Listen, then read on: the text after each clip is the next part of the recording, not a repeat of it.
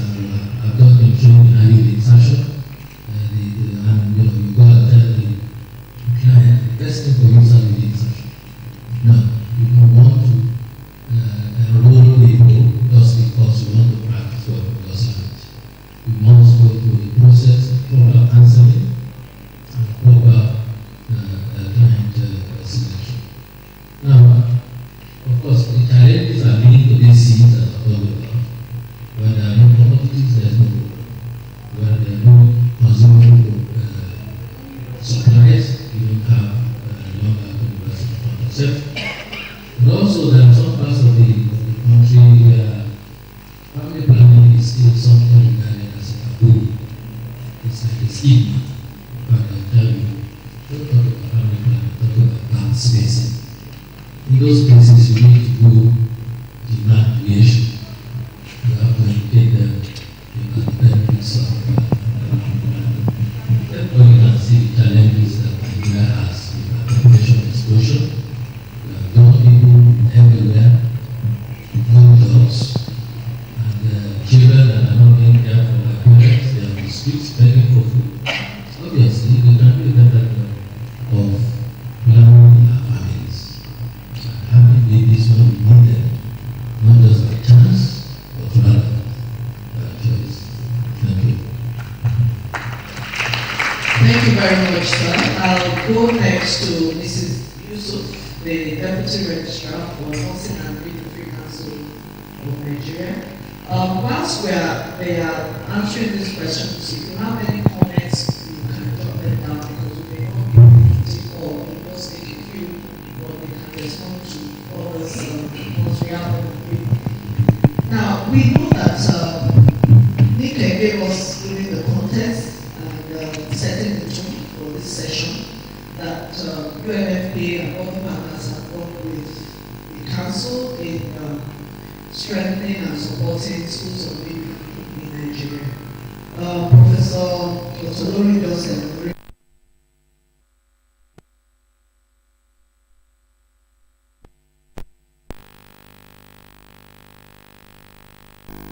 training. We want to focus more on pre-service now because it's a cost-effective way which we go, but doing business unusual to ensure that quality of the lab training in the schools of midwifery is strengthened. Thank you very much. The chairman of the session, other panelists, distinguished ladies and gentlemen. The Nursing and Midwifery Council of Nigeria, being a regulatory agency, has 98 schools of midwifery and departments of nursing and non-midwifery program for their bachelor's degree, as I speak with you today. So when we saw the need to train the midwives, we believe the pre-service training is definitely a more cost-effective way of ensuring that every midwife that graduates comes out with knowledge and skills on lab. And so with support from UNFPA in terms of funding, we organized a training because there is no way we can review the curriculum and introduce lab if all the teachers teaching in the schools don't have the knowledge and the skills. So the first thing we did was to identify the 98 training institutions. These are schools that produce post-basic trained midwives, basic midwives, community midwives, and also those that graduate as part with bachelors of nursing science. They also do the midwifery during the program. After identifying those institutions, we identified the tutors in the schools that teach family planning. Because we have been teaching family planning, it is in the curriculum. But when new concepts come like that, of course we need to appreciate them. And so we organize a training of trainers, and Maristos conducted the training in 4 zones in Nigeria so that we can have smaller groups of people that will be able to also train their hands. At the end of the training, I can tell you all the 98 schools were represented. And so we had the courage to now look at our curriculum department. 1 year after that training, you know, as students, the only way you can get people to sit up is when they talk of the exam. And so during our OSCE, we decided LAC is going to form one of our OSCE stations. And that's really made everybody to sit up. And I can assure you that we intend to continue doing that for some time. I won't tell you which exam because the students are here. So if you can go and say I've linked you. So we introduced it into the exam. But we have two reasons for doing that. Not only to ensure that the students become serious in learning, but also to see if learning has taken place. If the tutors have been trained, we're able to pass the knowledge with the students. So it was a two-way thing. And at the end of our assessment, the students did very, very well in that. I can see that. Now, what does that tell us? We graduate about 3,000 midwives annually from these schools that I mentioned. The name of the schools of midwifery, basic, post-basic, community, and the Department of Nursing. The challenge we have is that when they graduate, some of them don't have where to work.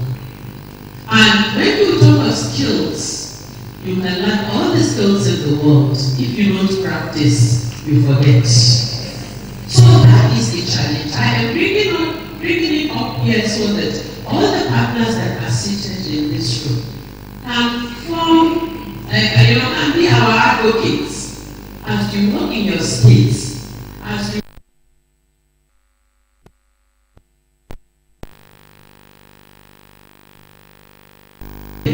and retention of these midwives. If this is not done, we will continue to graduate midwives who come out with very good knowledge and skills in lab, but having nowhere to practice, and we will not be able to achieve results. So for us at Nursing and Midwifery Council of Nigeria, we have the manuals, the tutors have been trained, they are teaching, we have our support system in case of any challenge, we have a way of providing the supportive services, and we also work with other partners to ensure that as new knowledge comes in lab and any other thing, we bring the knowledge to our educators and they are able to impart on the students. Thank you very much.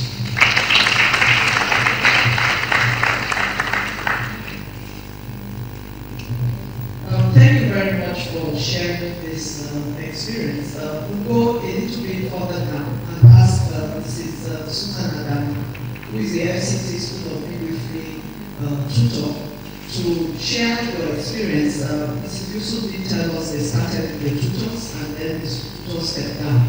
Can you share your experience on NAC training, specifically using your School of Midwifery as a case study? Thank you, Chairman.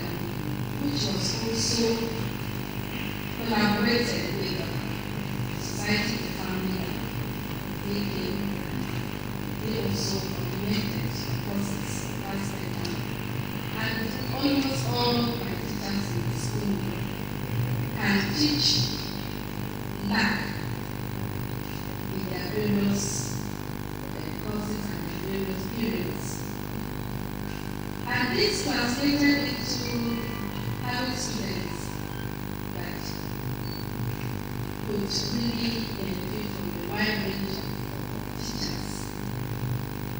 But doing 5 more main teachers were involved in teaching, and supervisory strategy was put in place as schools of midwifery are used to. Almost every week we need a test, and the test students don't really know that test will be organized just to find out whether they grasped what was taught. And my students are doing well because every continuous assessment test that we're doing students will pass, and this will work appreciative. Nothing I'm doing as UNFPA.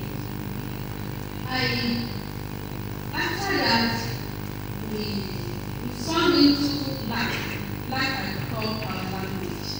Because then, in fact, the long-acting reversible contraceptive methods, they used to be doctors who specially trained professionals. It used to be what they do and not any other midwife. But as teachers were trained, we discovered that the students are also become specialists in administration, especially IUCDs, midwives. My students demonstrated that, especially when one of them supervised us, and then went into her reading room and then produced a medical eligibility criteria review. I find it here to show you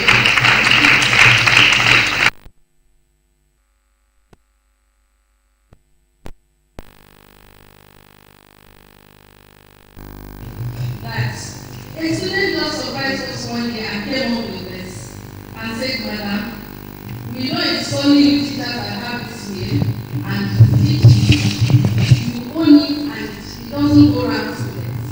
And so she went and then started on so when we look at it as teachers, we discover that it's marvelous. It's fantastic. This is a locally made way that make the students almost have copies and not wait for the red page from the WHO and the stats. This is to say that our students, they have not just grasped lab and the teaching and the content, but they have also demonstrated with this evidence that they can stand and improvise and do something for themselves and they can provide quality services. I have one evidence. Nothing I Midwifery Council give us by surprise. It wasn't really a surprise because my school was prepared. They gave us a question and they gave us an OSCE station. Do you know in that March 2014, my students got the best of results of the country. She said it was a my students passed with distinctions, credits, and 100% was distinction. And this occurred because the teachers were so committed, and then the constant updates by UNFPA and the Nursing and Midwifery Council and Society for Family Health, especially, they concentrated in our school, and they do give us these comments, and our students benefited, and they gave us, in fact, a surprise in the country. And my employer, that is the owner of the school, is proud. In fact, there was a time the school was like having infrastructural problems, and so money wasn't there. But when my result was presented to the then minister, the minister said, you mean we have this kind of result in FCT? Please tell me what are the problems in FCT. And that was went along with it. In fact, the infrastructure is up to now being improved in the university. Thank you. Thank you very much, Mrs. Adam. I know you're excited about the things that you've experienced in your school. But one follow-up question which you'll keep on to answer later is it's obvious that there were a lot of theoretical aspects. You need to have evidence of hands-on. From my own side, I want to know how you are ascertain the competency of the students looking at the 5-6 from Professor Otolori. Secondly, how many cases did they handle before you certified them? Did they have a logbook? Where was your practice site for the school? How many volume of clients did they see by that time? So that will come as you prepare that data. So I'll take the last presenter because of our time. Mr. Jerry M., the rep of MSD in Nigeria. We know MSD has supported lab in Nigeria through the implant and the next generation of the implant. Could you just briefly tell us what support you've given to Nigeria and what support you intend to look at that the ground has broken to scale up lab in Nigeria? Briefly. Thank you very much. Permitting to sound an existing protocol. I want to build up on what Prof said. There's no commodity and there's no program. So for MSD, we are part of the Global FB 2020 initiative. And in 2012, MSD signed a historic price agreement to lower the price of implant and implant NXT to the countries of the world in order to increase access to long-acting methods. This price agreement was signed together with Gates Foundation, CHI, DFID, NORA, just to mention a few. Recently, just 2 months ago, MSD has decided to extend this price agreement until the year 2023. The initial agreement was to 2018, but now we have a price extension. MSD has also invested millions of dollars to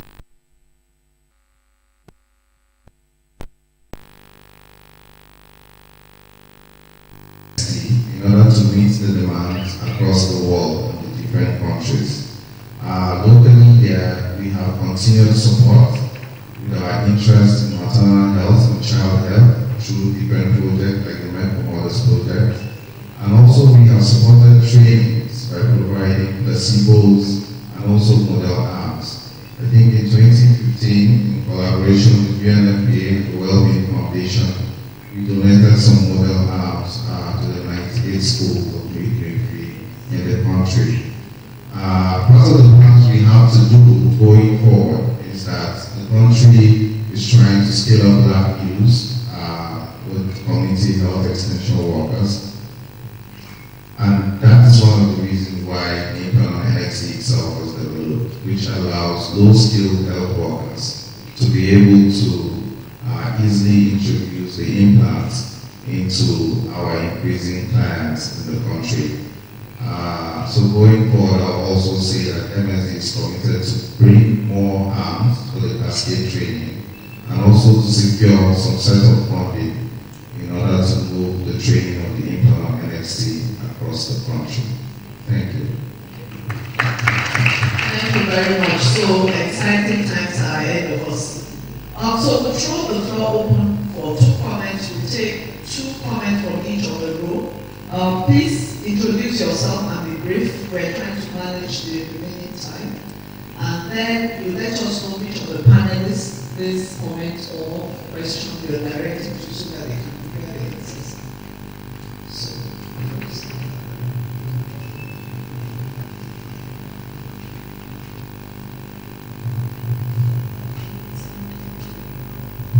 I'm from the space representative of ICM, and it's not a specific question to anybody in Africa, but I just wondered, how are women and the public being involved in information dissemination about contraceptive use and birth spacing?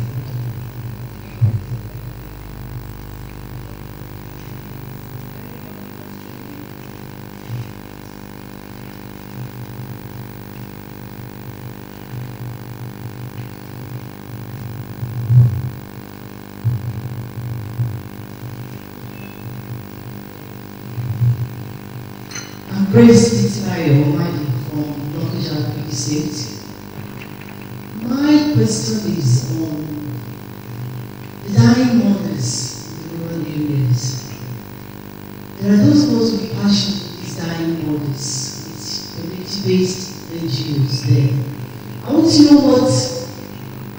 ICM is going to allow those that have passion for this model. Somebody like me. My CEO is a community-based organization called Postmarshal Community State NGO. And I go to the rural communities to see to these dying mothers. In what way do you want to come to our aid, to assist us? Those ones that go right to the remote areas. Thank you. Thank you. Can you just pass it to the next person? So I've never heard that of that.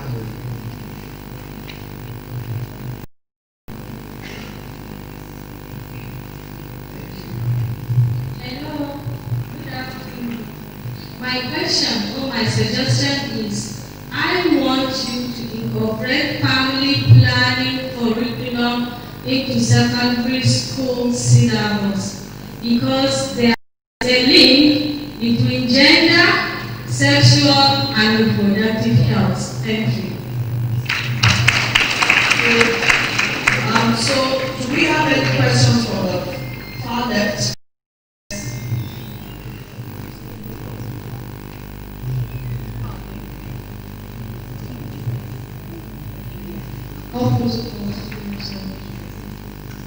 We're talking about the human resources. Many is a very challenge. The human resources to the remote areas, communities, is so low. I want to link this to NSS. I want to know what the government is doing concerning our NSS because it also helps us to be able to reach out to these women in the community.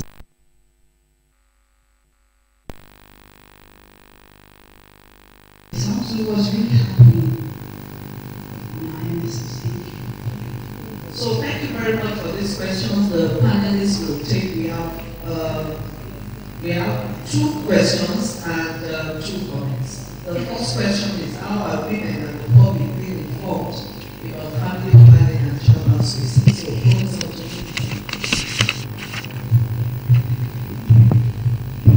yes. Well, there are different ways. Behavior and communication. I must admit that we don't have as much of this as we should. There are some gatekeepers in different parts of the country that do not encourage family planning information and communication. However, we are talking to women during pregnancy and labor. We are promoting immediate post-partum family planning.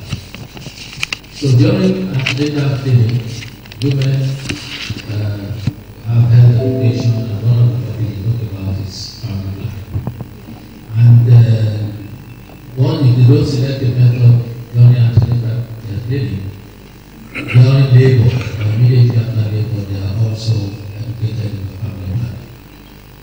But there are different NGOs, some of them led by women. Their activities are more located in some parts of the south. They are less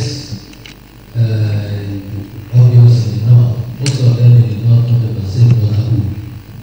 But they forget that family planning is a very important intervention for maybe I can use this opportunity to answer the question from the lady from Kogi State about the women who are dying in Kogi State from childbirth.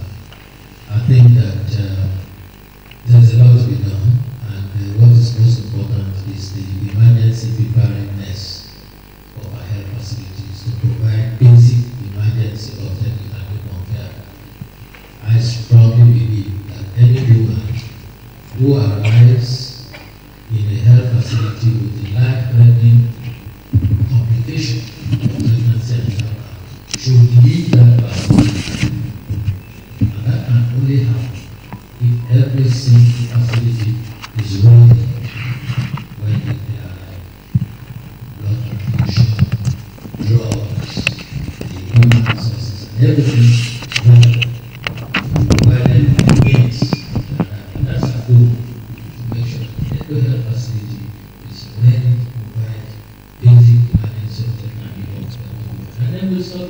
Thank you. So the second question that goes to government on MSS and some between FMOH and Nursing Council, because both of them are actually involved in the scheme. So just 30 seconds FMOH, 30 seconds Council. Time is a Okay, Madam Chair, thank you. The leader of MSS is supposed to be a top-down measure to ensure that we have a scheme provider take up pregnant women. And the arrangement initially was that federal government is part of the local government and state also had a component. And eventually, the state will shift over. This is the bottleneck that is affecting MSS. Thank you very much. I must apologize to the students because I know what they are talking about. We have 3 sets of students that have graduated and are yet to be mobilized. Some have been at home for like 2 years. And without the mandatory service, they cannot be registered by the council. It is an issue of funding, but like I said, it is being resolved. We have the assurance that as soon as the budget is approved, the students will be mobilized. We are also looking at other options, especially for the sets that have spent over 1 year for no fault of theirs. So council is working closely with the Federal Ministry of Health and the National Primary Welfare Development Agency to resolve the issues. And as soon as those issues are resolved, we will get back to the students. And let me also appreciate MSD. I'm talking of UNFPA, Maristos, Japago, and the rest. MSD actually donated arms to the schools and additional.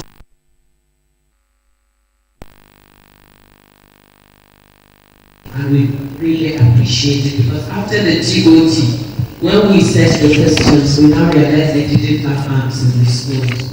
So they had to use foam and other improvised things. But MSD came to our rescue through support of partners. Thank you very much. Thank you very much.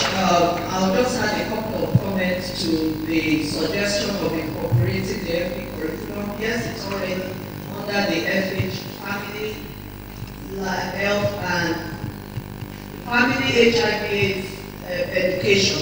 It's already embedded in there as part of, not at the primary level, but at secondary. It has to go at primary. For the rural areas working with CBOs, I'm sure you are partners working in the state, and it's a collaborative effort with the Ministry of Local Government where you are based. There is a lot of implementing partners in the week. I know the Bible is there, so link up with them, they can collaborate and work on.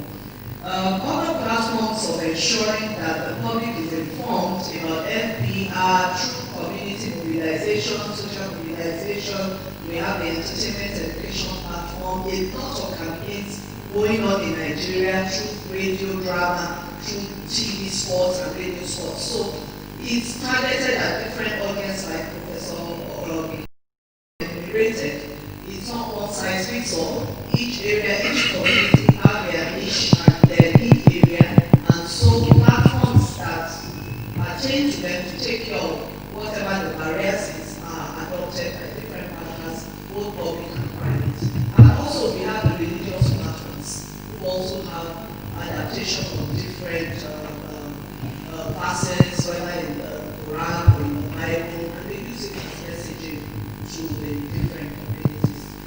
This brings us to the end of, oh yes, I forgot the last question. So after your answers, we'll round up the session. Because the NC is on my neck, to give you time. Thank you very much. I want to also add that this midwives, student midwives we see, are not states in the 98 schools national. They also have Africans of children. They do community because they are community-based training. And they do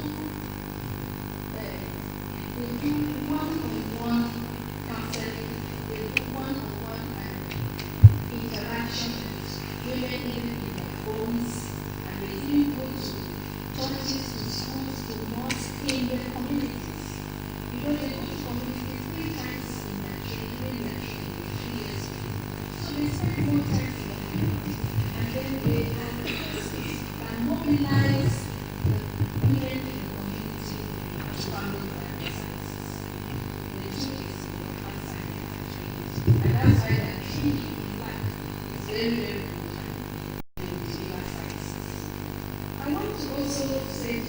say that we have competency skills form that we have to use, and then we use this to evaluate our students in high practical areas. And we have what is called instruction logbook that we get from us, and it stipulates for a student midwife to qualify how many insertions are you supposed to make. And they are there. And any student that doesn't meet that, the student doesn't qualify. But thank God the students have more of those insertions because they have many areas of practice. And then the question again on how many sites do students go to practice sites. In Abuja particularly, we have 6 area councils that our students go to.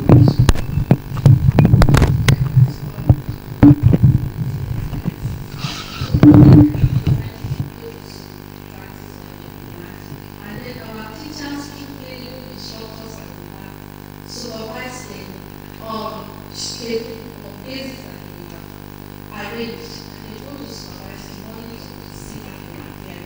And that's what we do. Thank you very much.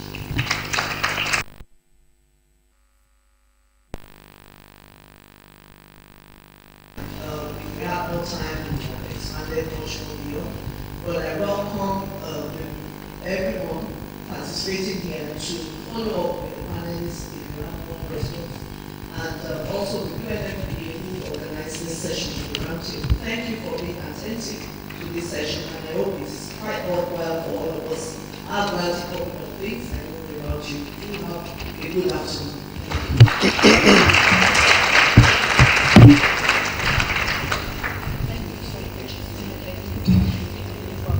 I think we can do better than this. Let's see the number of resounding applause.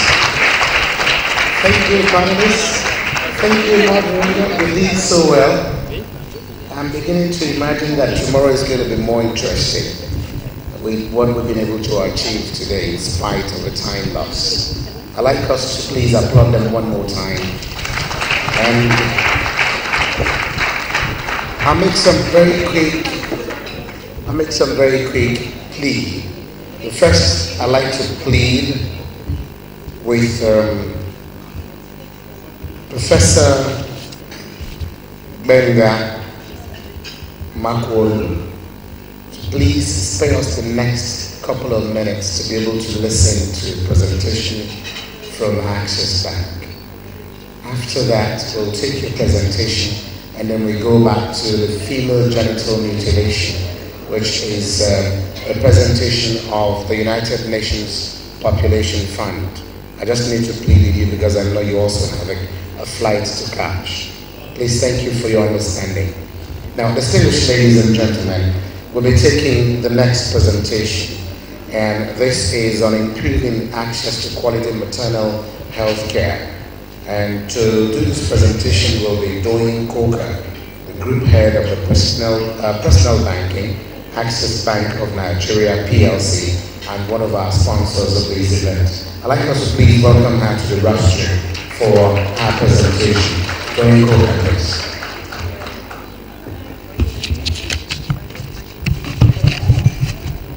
Thank you, sir. You're welcome. Good afternoon, ladies and gentlemen. My name is Doyin Coker. I serve as the head of the personal banking team in Abuja. I'm an assistant general manager with Access Bank. I would like to stand on existing protocols and just cut to the chase because I know we're tight on time. So we're talking about improving access to maternal health care. Let me just give you a brief about Access Bank. Access Bank is a full-service Tier 1 commercial bank in Nigeria and is one of the top 20 African banks in terms of assets and capital. With over 800,000 shareholders, our goal is to be the world's most respected African bank. We were listed on the Nigerian Stock Exchange in 1998, and we operate out of 366 branches and service centers across Nigeria, Sub-Saharan Africa, and the United Kingdom. For us, we decided to carve a niche in terms of banking women, and banking women not just in terms of account opening and transactions, but actually impacting women. And so in 2014, we came up with what we call the W Initiative, which is not a product, it's not a service, but it's a platform for empowering women across Nigeria. Through the W Initiative, women who are not necessarily account holders, you could be an account holder, but even if you're not an account holder, you would have access to information that empowers you, access to mentoring opportunities, and access to markets if you're a woman in business. And for the purpose of this meeting, to address the issue of maternal health, we came up with the product called the Maternal Health Support Scheme. And we're going to go straight to that slide, which pretty much is set up to help every woman, whether it's a woman professional, a home builder, a girl in school, so long as you're female and you require support with your health, the bank put in place a product that allows women to access financing for healthcare at less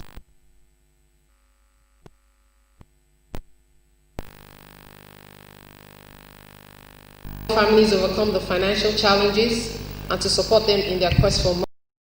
It also offers a range of finance arrangements for women seeking fertility treatments or anything that has to do with her health. Today, the bank partners with over 44 IVF clinics and other leading hospitals across Nigeria to ensure that the arrangements made are appropriate to the women's needs. Customer confidentiality is strictly observed by trained professionals, and women can have child delivery processes both in Nigeria and abroad. We also help to cater for medical issues like fibroid, arthritis, dental, eye surgeries, anything that has to do with the woman's health. So today, a woman can access up to 4 million naira maximum for a tenure of 36 months for IVF treatment for as many times as is required. For natal support after she's had her child, she can access up to 2 million naira for up to a maximum of 12 months. And for other specialized procedures, it's up to 12 months, but depending on the medical bill. The interest rate for the facility is 14%. You don't get that anywhere today in Nigeria, and there are no facility fees at all.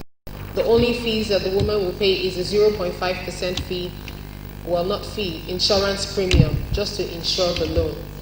And I believe it was last year, we had our, let me make sure I give you the right information. We had our first IVF baby, and this was on June 14, 2000. Through the Maternal Health Support Scheme, the first baby conceived through an IVF procedure, financed under the MHSS, was delivered. And subsequently, we have had other successful IVF surgeries, 12 babies, fibroid treatment, and several other things. I think we deserve a round of applause, even if I have to ask for it. So since we launched it in 2014, 51 women have benefited from this support, and the number is growing. We also have what we call the Hospital Facility Upgrade Support Scheme, which pretty much helps to upgrade medical facilities available in hospitals, particularly women hospitals. The whole idea is to be able to address the issues of inadequate skills, inadequate equipment, inadequate facilities, and anything that would just help to provide quality medical attention to women. We've continued to focus on public health and women's health. And one of the suites of products called the Better Mama, Better Pikin, which is to alleviate infant and maternal mortality for women in northern Nigeria, is currently underway. The product provides life insurance cover to the tune of 30% of the savings deposits of the subscribers, and the remaining 70% is saved for for them with interest which they can access subsequently. And so through these two products, the maternal health support scheme and the facility health upgrade support scheme, is how Access Bank is helping to provide improved maternal health to women across Nigeria. And should there be a woman here who thinks she can or is interested in approaching the bank to help with her medical needs, please feel free to contact us. We have a desk outside, and we're just a phone call away. You can call us on the Women Banking Team number. There's a dedicated team for women in the bank. We're the only bank in Nigeria that does that. A dedicated team for women, and you can contact us on 01-236-4875. To further convey our seriousness, I'll also give you my cell number so that you can reach me, 0808-560-6789. That's 0808-560-6789. I'm sorry? Oh, my phone number is 0808-560-6789. And the Women Banking Team number is 01-236-4875. Do we have any questions from anybody? Thank you very much.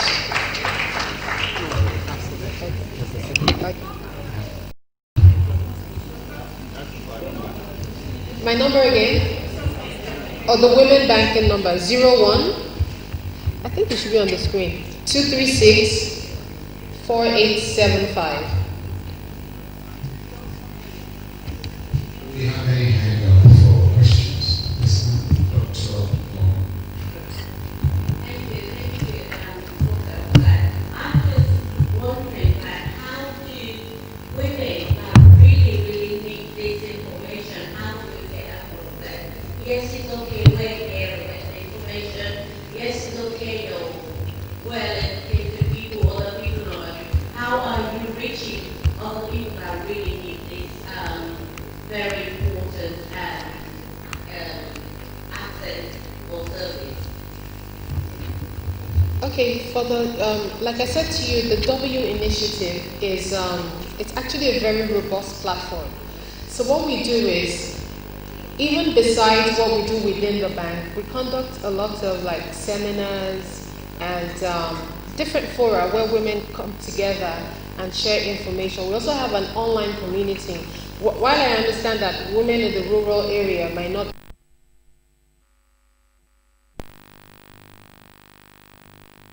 You can always go online to the W community. There's a whole lot of information there. But on the ground, we do the seminars, the conferences, working with different, just like how we're here, we do this with other organizations as well.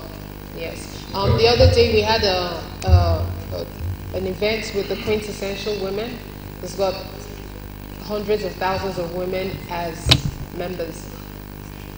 Yeah, one people, are you thinking of perhaps the communities? Because they can access the info technology, but they can afford to reach them. Correct. They have a means of going to the villages or the hinterlands to possibly carry out the same kind of exercise. So in the plan for the W, it's a phased plan. You know, you can't do everything at once. We started this in 2014. So there is a phased plan to get to the grassroots.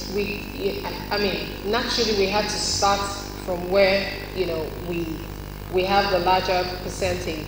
But working with organizations like this, then we can come up with other, activities that will reach the women in the grassroots. Good afternoon.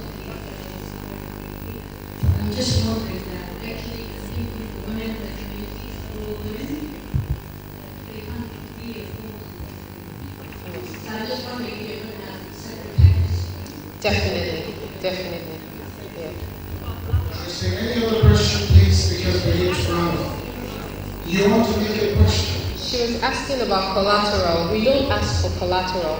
Like the women that we've done this for, some of them were working women, so they could give us their salary accounts. Some of them had like the support of their husbands, who would like provide some sort of guarantee, right? So what we do is that we also say to the women, even if you cannot guarantee the facility, but there's someone within your immediate family who can help with that, then we take that. But we don't take physical collateral, no. Okay. I wanted to ask that when we're looking about women's health, most of the women in the rural area, in the one area, can actually access what just asked. I want to ask that, are you trying to really partner with federal government to take this thing that really she talked about? Because most of these women are not,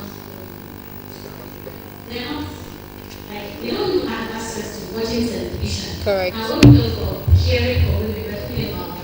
Correct. We're talking about bringing them into the life that for when women can enjoy. Like she asked about collateral, because when you talk about banking in Nigeria, we're talking about money. Like what you're talking about, 4 million naira, some people 2 million naira. So, because some people don't need ID. Exactly. Some don't need fiber surgery. Some people need help. They need their help in order not to get to that level. So are you trying to like partner with maybe federal government to make this a reality and as soon as possible so as to save the life is going the next week? Okay, I would also like to sound a note of caution. Don't forget that we are a private company, right? And so we'll not necessarily be able to do the things that government is supposed to do. What we are trying to do here is to, within our own ability, support access to women's health. Now, sometimes it's not even money, it's programs, it's empowerment programs that you need to do, right? Working with, so the federal government, the Ministry of Health, and agencies and organizations like this. So it's a whole gamut of things. It's not like we're going to throw money all over the place and say we're financing health for every woman. No, that's not the idea. That is just us doing what we can within our own sphere. Okay? Okay, one more question.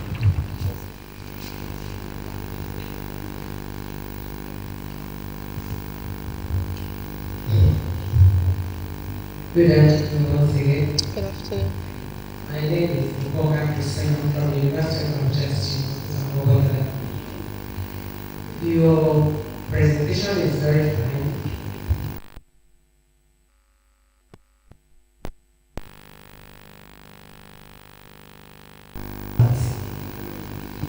If you say 4 million will be paid back within 36 months, what happened to the petty trader in my village? Will she be able to access it and pay back? Because I knew I collected 2 million from Stampy KBC as it cheapest months to pay. I am doing something. So I am asking this question because you have to get, if we are helping the women, how will the woman in the rural area be able to access this, have a child of her own, and be able to pay back? Thank you. Okay, let me clarify once more. The figures I gave you were the maximum figures. It's not that you have to take 4 million and you have to pay it back in 36 months. Let me elucidate. The maximum that a woman can access is 4 million for a maximum of 36 months. If it's 100,000 that she needs, then she accesses 100,000. If it's 50,000 that she needs, then she accesses 50,000. All I gave were the maximum figures. Do you understand? Okay? All right. Thank you very much. Do you have your card? I think Access Bank deserves another round of applause. Thank you so very much. But I can tell you that this is actually a step in the right direction. There are not too many banks that are doing this. And apart from the fact that there are not too many banks that are doing this, I see this as corporate social responsibility on the part of Access Bank. That's why I said we should celebrate them. Let's give them another round of applause, please. Thank you very much. Now we need to take one quick one. We're taking the next presentation quickly. We want to keep you here for too long because we have a hectic day ahead of us tomorrow. So I'm going to be inviting Professor Benga Makulu to come talk to us on the critical care of a newborn, pharmacies, and the growth chart as well as immunization. Can we please welcome him to the rostrum with a round of applause? Professor Benga Makulu, thank you.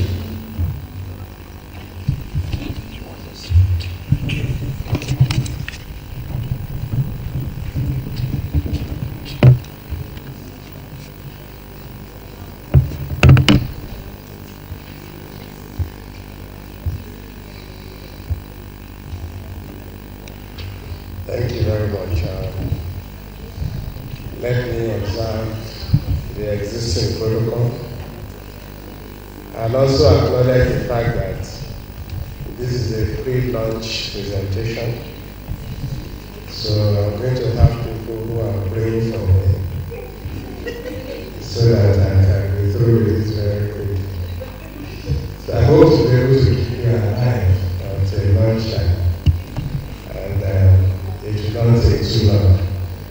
So you can fasten your seatbelts as we go on.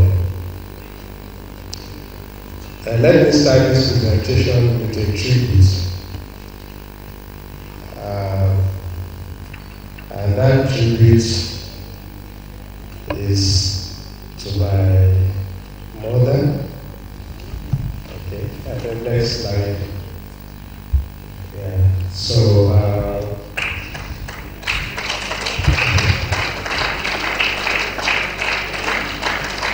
I call her #1 community midwife. We have a maternity home. It's called Inaugural Maternity Home. And I think playing around such an environment had a great contribution in terms of my inspiration to study medicine. The original thinking was that when I finished my study, I would come and run the maternity home. And I remember the disappointment when I said, you have trained me to outgrow this facility. Let me carry my trade somewhere else, so that I can be useful to the maternity home later. My own mom had worked in several local communities, and if I was to describe her area of geographical influence, it's actually enormous. And with how we still manage to keep up with the school calendar, it's a big miracle. But more importantly is the fact that because the clinics are always very close to the house, the food, her sleep, and every one of those things are always secondary. Once they bring in a woman who is in labor, she is committed to the body and soul until the person delivers. So her popular name is Yabi in that whole community where she stays. I have never had an opportunity to present her in public, so this is one good opportunity to do that.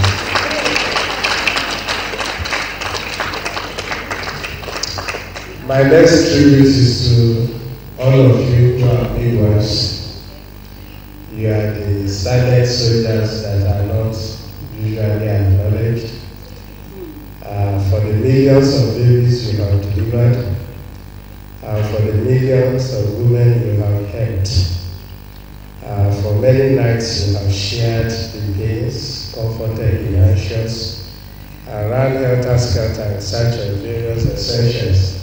You just need to be at a delivery scene and you will appreciate a midwife. So I want on behalf of many babies and mothers who have enjoyed your services to celebrate you.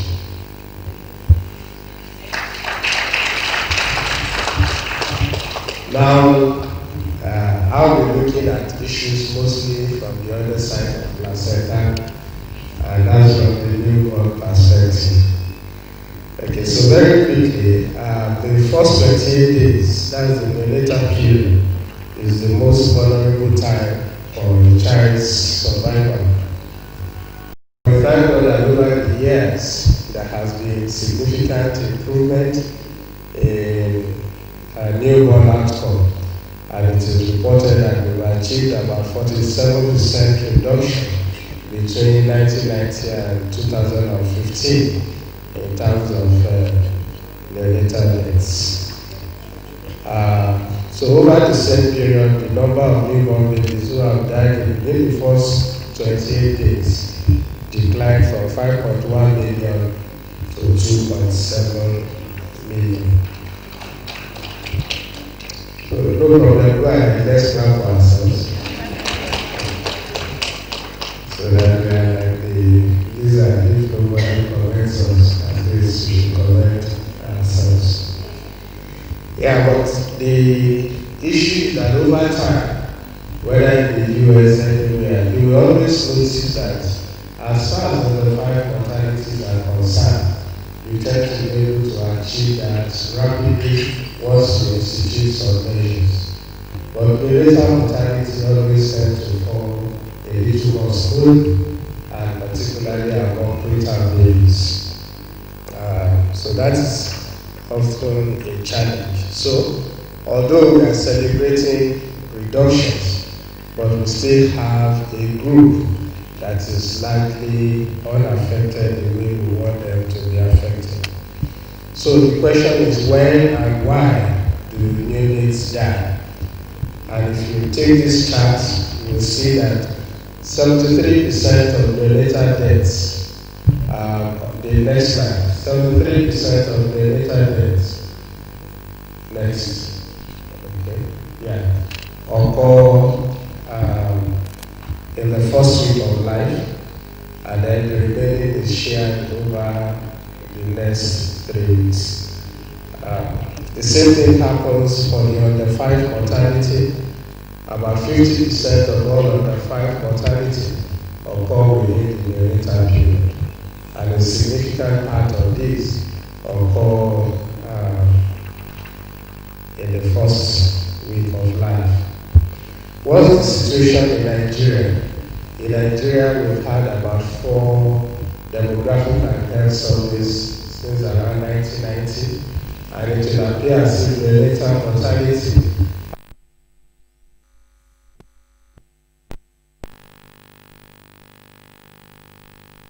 is higher in the rural area compared to the urban area. And this is what brings me to the role of midwives in newborns. Next 2 slides. Yeah, next. All right. Now, I teach neonatology in school, and there was something that we've been teaching students about the basic needs of the newborn. And to help them remember it, we say the need for the newborn to be big, the need for them to be warm, the need to be sweet, and the need to be clean. Okay, so we deliver it in that way. But I circulated the copies of my inaugural lecture at the university,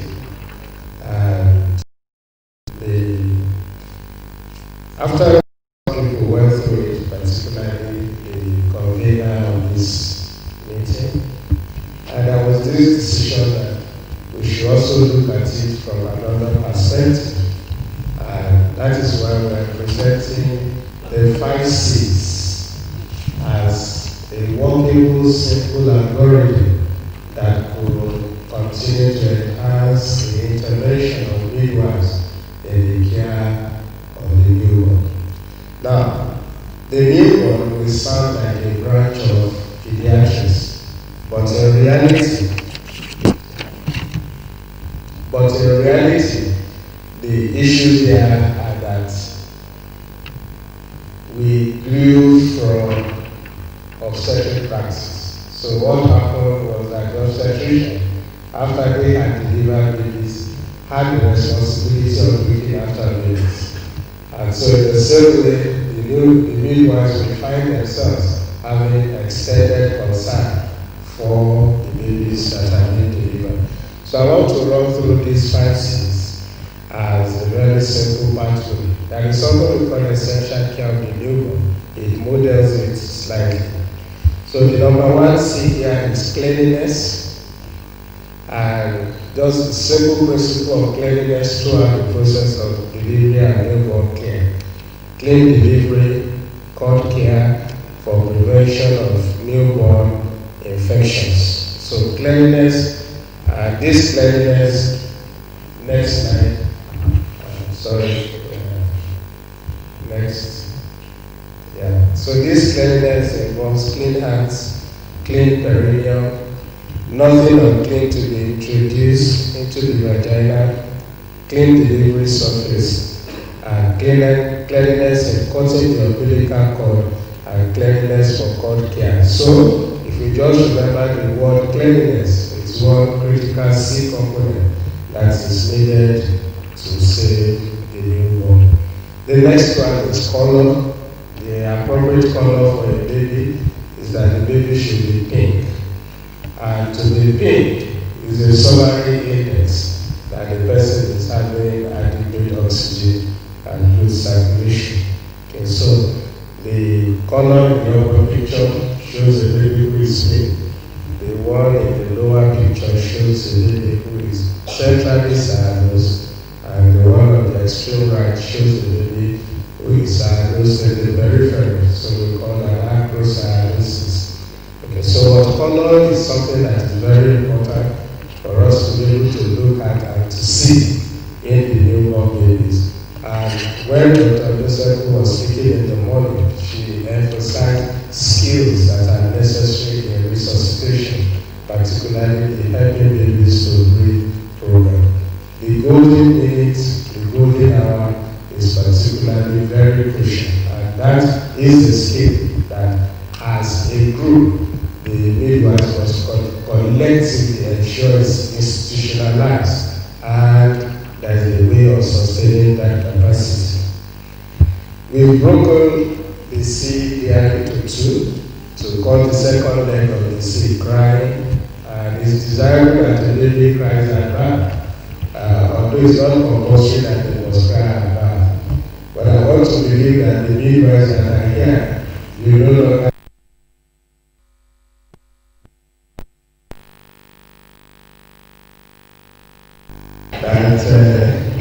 and I'm sure none of you is still giving the ketamine, Coramine or ketamine and all of those things. I'm happy from the reaction that I'm getting. So crying is also another indication of normal functioning lungs and the capacity of those lungs to expand and to take in air. And as soon as the baby begins to breathe at the point of delivery, a lot of changes begin to occur. And because of our time, I will not be dealing with the details of what is enclosed in that. You can scroll on to comfort. Comfort, yes. Comfort ideally refers to the temperature of the babies. And when we lost babies, we say we have to lose babies in what is called a neutral thermal environment or a thermoneutral environment. This is a set of environmental conditions at which oxygen consumption is least. So they must not be too hot, they must not be too cold, the environment must just be appropriate for them. The reason why this is so, I will show you in the next slide. That is, the newborn is prone to heat losses, and they lose heat in 4 different ways. The first one is for them to lose heat by conduction, and that is loss of heat from the baby to a colder material that is in contact with the baby. So it's better that the baby is dry and exposed than to be wet and wrapped up. Okay? So they can easily lose heat by conduction. Then they can lose heat by convection, which is loss of heat from the baby to the cooler surrounding air. So this is why you do not want to put a fan, for instance, directly across the baby, because the convectional current that is generated, there will be loss of heat into that scenario. And then they can lose heat by radiation, which is loss of heat to a colder object that is not in touch with the baby. Sometimes, for instance, out of innovation, we don't have incubators, so some of us use hot water bottles. It's a good innovation, but when you use the hot water bottles, make sure that they are hot. Otherwise, if they are colder than the baby will send heat from their body to warm up the hot water bottle, and that's more injurious. So you can't just say that the water is no longer necessary and you leave it near the baby. It should be removed when it is no longer necessary. And then heat loss by evaporation. When you leave the baby wet and exposed, ultimately that water is going to dry, and it is at the cost of some heat. So it's always good to keep babies dry, even if they are going to be somewhat exposed. So that is the C of another C in the 5 C's. And there are different ways of sustaining this body temperature. You have the skin-to-skin contact, you have the kangaroo method, you have the use of radiant warmers.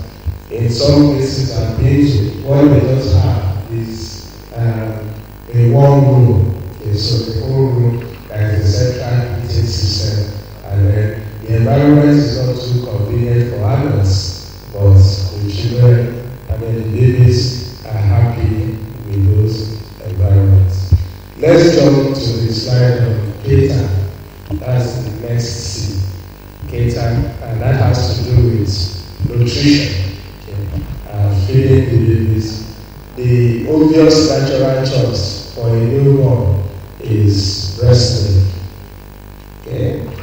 So we need to separate the question of the source of calorie from the method of administration. It can be administered directly with cup and spoon via the empty tube and several other options like that. But we need to remember that breastfeeding remains the best feed for the babies to have.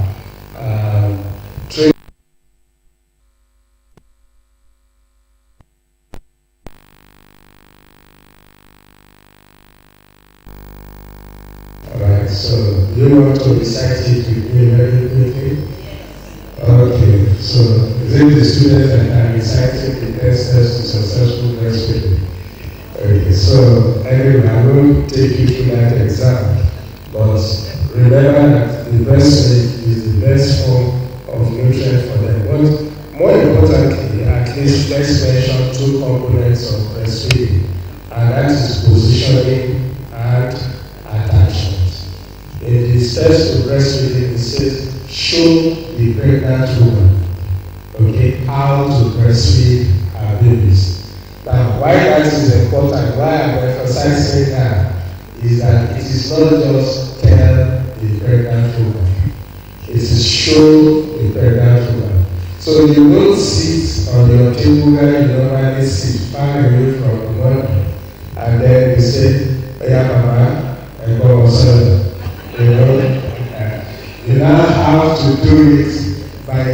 demonstrating. And it was interesting when I had my own first daughter. I was the chairman of the Midwifery Hospital Initiative. I just conducted training, and one of the people I trained was to counsel me after the delivery of my baby. And I said, and the person was special, and I said, no, go ahead, do your job, tell me what I'm supposed to do. And I was using that to recheck whether she learned anything from the training in itself. So it's important to recognize the components of good positioning. The baby is totally supported, the head is held well aligned to the body, the leg is properly supported, and the baby faces the mother. Those are the components of good positioning, and then good attachment, mouth widely open, the grasp of the areola, not on the nipple, and when it's feeding, there is some milk at the corner of the mouth, and it swallows intermittently. For some people, there is a slide here on innovative solution. The next one. We have those who will produce breast milk. So, next slide. Yes, we have those who have some challenges with their nipple, and we have this syringe device that we use in order to assist those who say to have flat or retractile nipple in order to pull it out. We just touch the syringe from the other side. You remove the plugger and you put it into the area that is clean.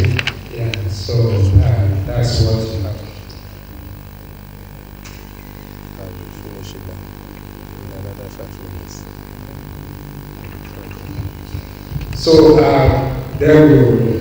So that's the innovation that can be used. Other forms of care that is necessary include immunization, management of newborn illness, and then care time will not permit us to be able to do this. Now, what have we done, particularly with the 5 Cs, as a monitoring chart?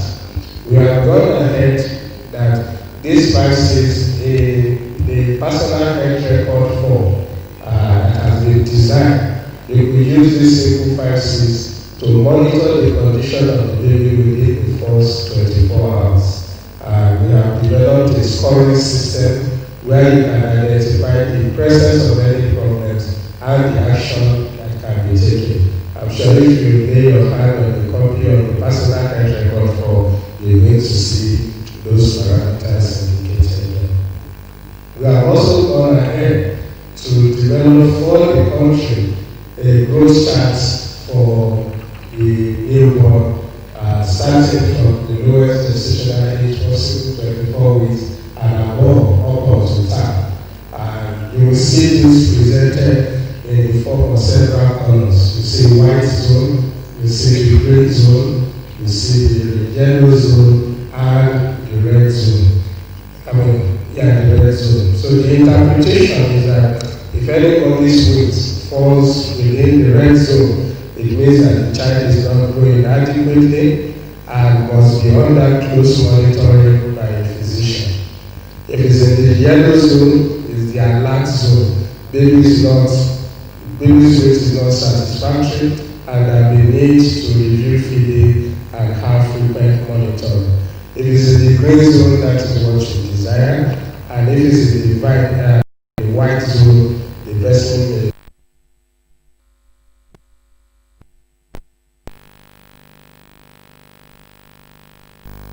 So, in simple summary, I'm just taking you through a very simple algorithm of how the basic care in the newborn can be met by observing these simple 5 C's: cleanliness, the color, the baby crying, the comfort, and catering, which has to do with nutrition in the baby. My last tribute will be to Wellbeing Foundation Africa for putting this together, and the other partners, UNFPA, and all the people that have been listed here. I want to thank you very much as I see us arising from here to contribute our quota to the newborn surrounding. Thank you very much. Thank you. for being baby friendly. Can we give Prof another round of applause? It's a baby friendly Prof. And all the children have enjoyed that as well. And all the, thank you so much, because time is of the essence, and we need to be able to wind down at least in the next 30 minutes, so we can now go for lunch and then we'll discuss. But then there's a very key part, an integral part of this conference that we cannot leave out, and that is this was meant to have taken place in the morning, but due to some unforeseen circumstances, we couldn't just take this presentation. Is engaging midwives in a campaign to end female genital mutilation, FGM, in Nigeria. A call to action for midwives to mobilize against FGM, facilitated by UNFPA Nigeria. I'd like us to applaud United Nations Population Fund, please. Can we give them a round of applause? The applause should actually come as loud as that of Wellbeing Foundation Africa, and the response. Thank you so much. Thank you. So I'd like to invite the representative of UNFPA to please take the microphone at this junction.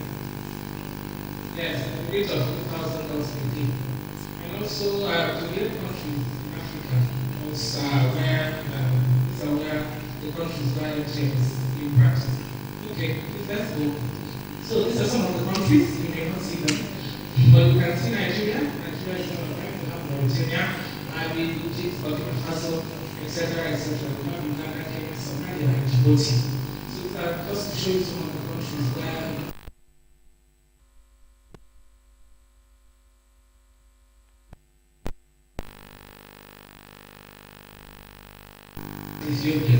That's number 3. So in terms of FGM, we have come third. We have the third position. Okay, and this data actually is from this Nigerian data now. You can see the sources there. So end of 2014.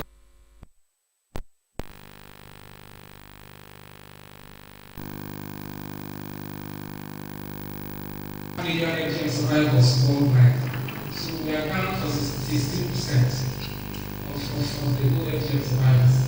19% of girls between 15 to 19 have undergone FGM in Nigeria. And 82% of the women who have undergone FGM were caught before age 5. That means that in Nigeria, the majority of the cutting is before, it's an infancy before the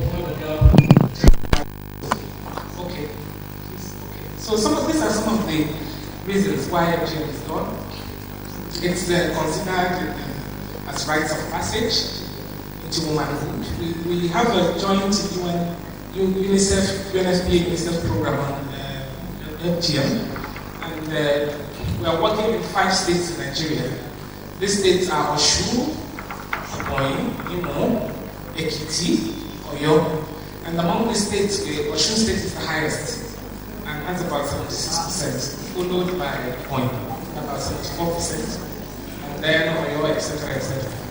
So, some of the reasons why people do FGM, according to an assessment we have done, which we are going to show, it's the rites of passage. In some places in Nigeria, it's considered that it shows a maturity from childhood to adulthood, from to womanhood. So it is considered to also increase marriage prospects. The value of a girl, or that you're good for marriage. It is also a social convention. FGM is a social norm, and it is because it is mainly done because not because people really like FGM, but people, it's a social norm because people think that people expect them to do it, that the family members are doing it, and if they don't do it, they will be ostracized, they will face some kind of social sanction. No, please go back, I'm not finished. So, there are also some certain myths which the assessment uncovered around FGM. Some people believe that if a woman is not mutilated, if she's having a baby, it could result into disastrous consequences for the baby. The baby may be blind, the baby may go mad, or the woman and her family may face some very disastrous consequences. So it is also done to preserve the virginity of the girl, to keep the girl from being promiscuous. But studies have shown that FGM does not really stop promiscuity, because what FGM does is when you remove the clitoris and the labia minora and whatever, all the surrounding area that encourages sexual, what do you call it, libido, sexual excitations. Thank you so much. So when you cut it off and that place is bare, or that place is devoid of those natural elements that are supposed to help sex, the woman enjoys sex. So what happens is a woman who has a partner continues to seek for sexual satisfaction and may erroneously believe that the fact that she's not getting sexual satisfaction is because the man is not up to it, or the man cannot perform, or that this man is not right for her. And so the woman continues to go from man to man, looking for sexual satisfaction, not knowing that it is that part of her that has been removed. And for men also, we found that in Ebonyi, that it encourages promiscuity, because there's a community in Ebonyi where girls are caught, and men marry them because they are caught. The same men from the same communities, they marry them because they are caught. But what happens is that they leave their wives and go to cross the river, go to another community to look for girls who are not caught, because the clitoris also enables erotism. It helps the penis to achieve, to be, yeah, whatever, you know that. You know what I'm trying to say. That's what they said to me. I didn't say it. You know, that's what the men say. Okay. And it's also done in some places in Imo State, it's done for aesthetic and hygienic reasons. In some places in Imo, Ekiti, and Osun State, they believe that the clitoris is dirty. That the clitoris, they meet some whatever that is dirty, so they have to cut off the clitoris. They have to make that place beautiful. And that place, that they believe is generally ugly. So, but I ask you, if God put the clitoris there, God put it for a purpose. Because He knows that during birth you need it.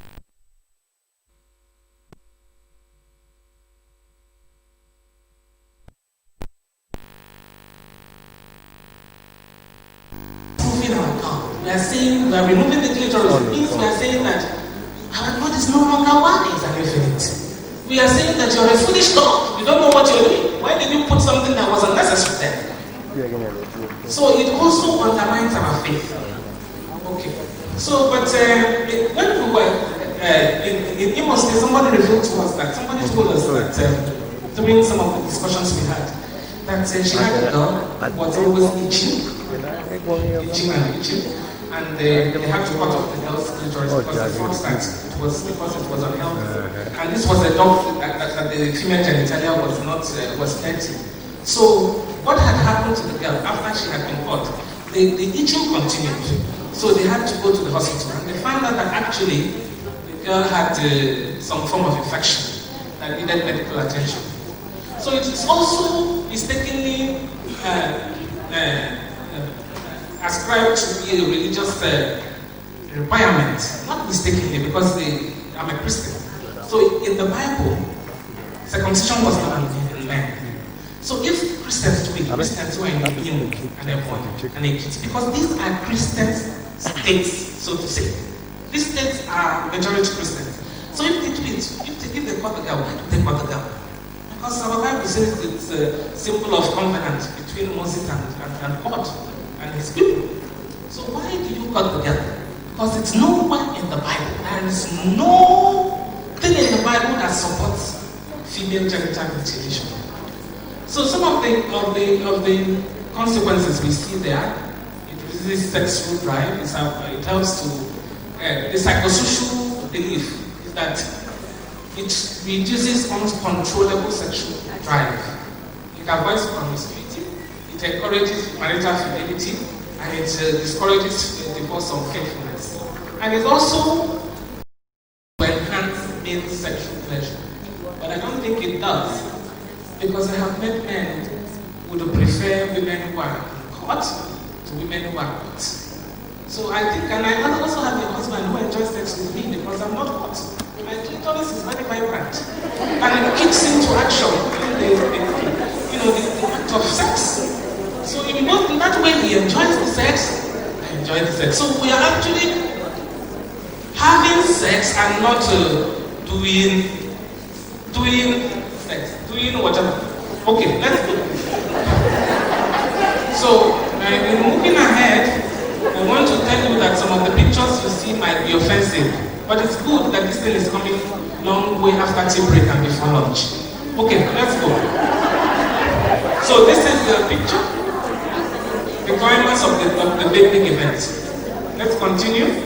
I'm just showing you pictures now. This is the weapons of mass destruction, because sometimes they are not even done with clean, sterilized instruments. But the problem we're having here, why it's very important for us to talk at this event, is because our study in Oshun shows that the practice is moving from the traditional circumciser to the health facilities. So that means that the traditional circumcisers are dropping the knife and the health workers are picking up the knife. So that is why it is important for us to come to this event. Okay, let's go. So this is the way they try to, this is from Somalia, they try to make the girl, to help the girl to heal from the event. Okay, let's go see. So this is the picture of a healthy female genitalia. Is there a problem? We need to take these messages home